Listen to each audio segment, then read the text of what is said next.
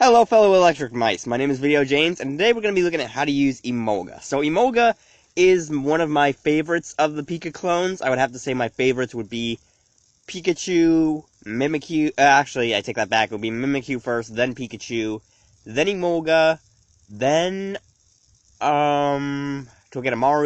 Emolga is one of my favorites, and for good reason, because it's absolutely adorable. So when we look at Emolga, we see electric flying type, meaning we are going to be getting that immunity to ground, as well as the weakness to ice, and a weakness to rock as well, because electric doesn't resist rock, unfortunately.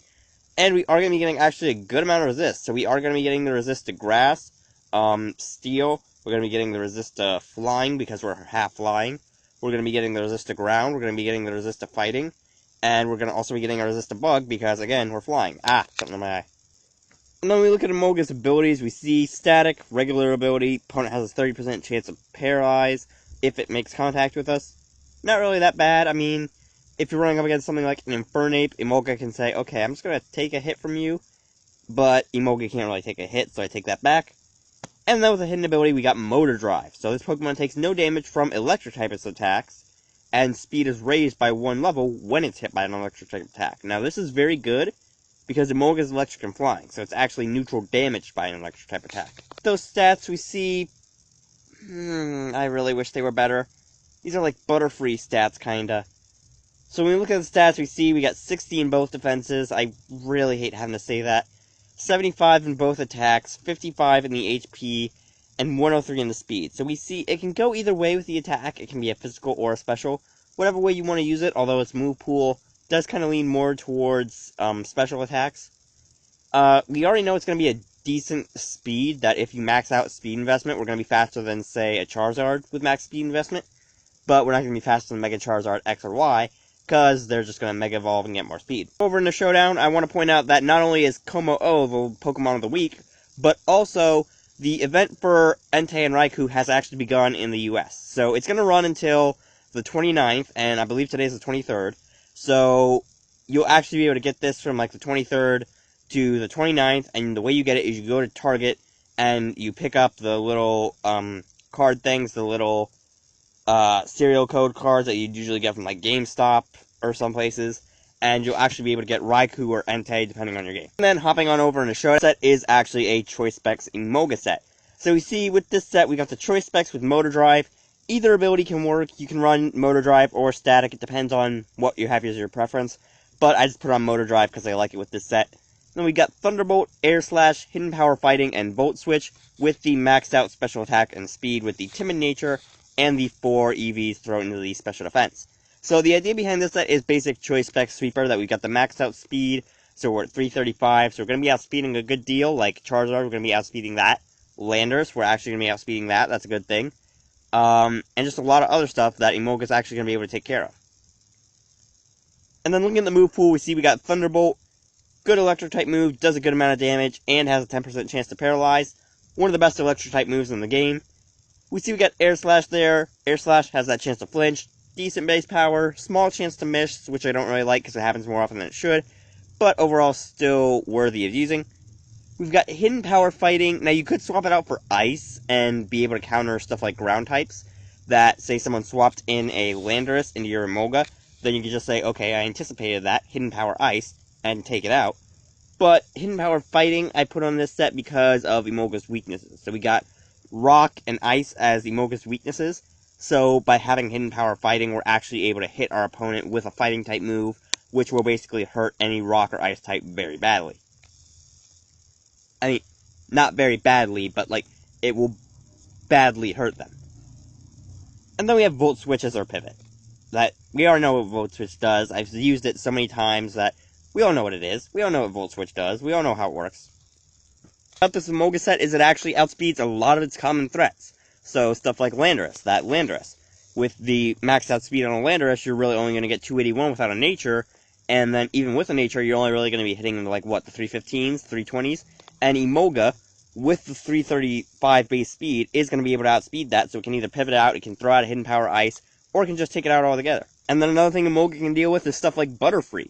So stuff like Butterfree, weak to electric type moves, and it's got the lower base speed, so Emolga can just take it out before it starts to do any sleep powdering or quiver dance or anything.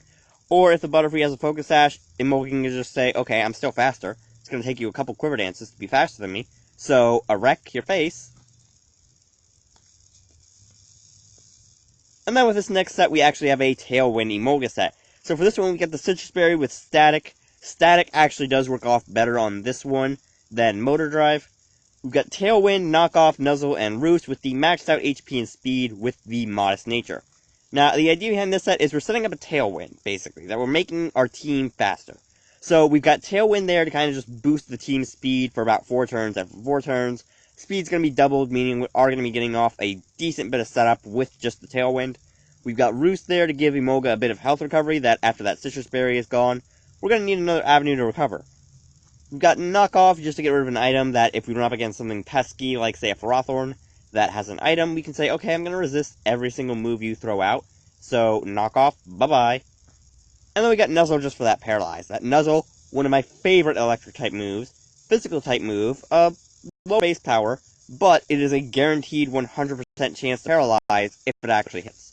So, already that makes any Pokemon that Emolga hits with Nuzzle slower than it.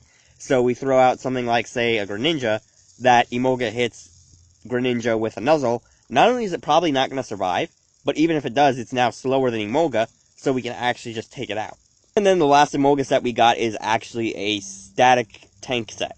So we see we got the leftovers with Static, we've got Taunt, Volt Switch, Roost, and Encore, with the maxed out HP and speed, with the few EVs thrown in the defense, and the Timid Nature.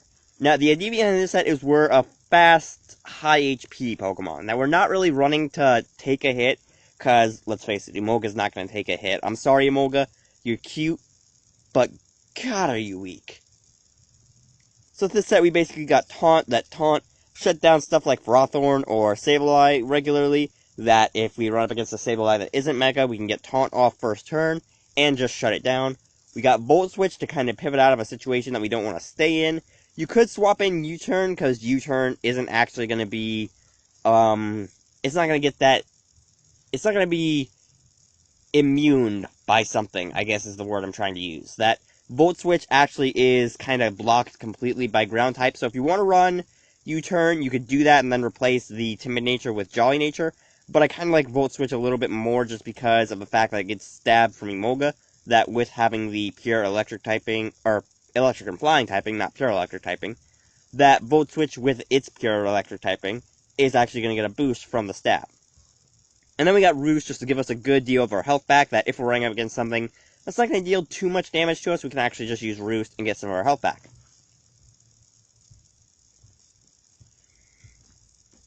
And then we've got Encore. Now, Encore is a move that I use very often on a Pokemon that rhymes with Knuckle.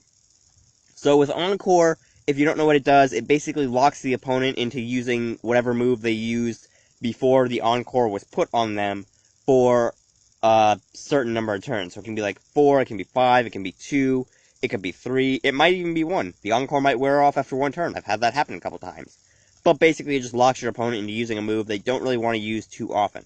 Now, one of the best uses of that is locking your opponent into Dragon Dances. So, say my opponent threw out something like a Dragonite and I had Emolga on the field. I could say, okay, I know what they're doing. They're going to Dragon Dance, so I'm going to Encore them since they're going to end up being faster than me. I'm going to Encore them, and I'm going to get them to actually be stuck into the Dragon Dance.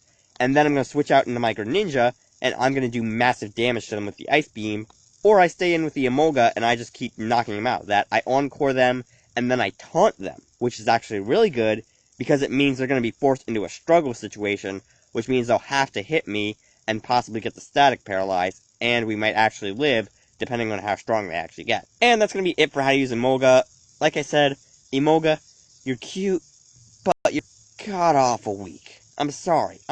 I would use you if I would want to, but you're weak. I'm sorry. Maybe on a team with Weasel. Maybe on a Little Cup team. Is Emolga actually qualified for Little Cup? I don't know. Regardless, I'm going to leave this video here.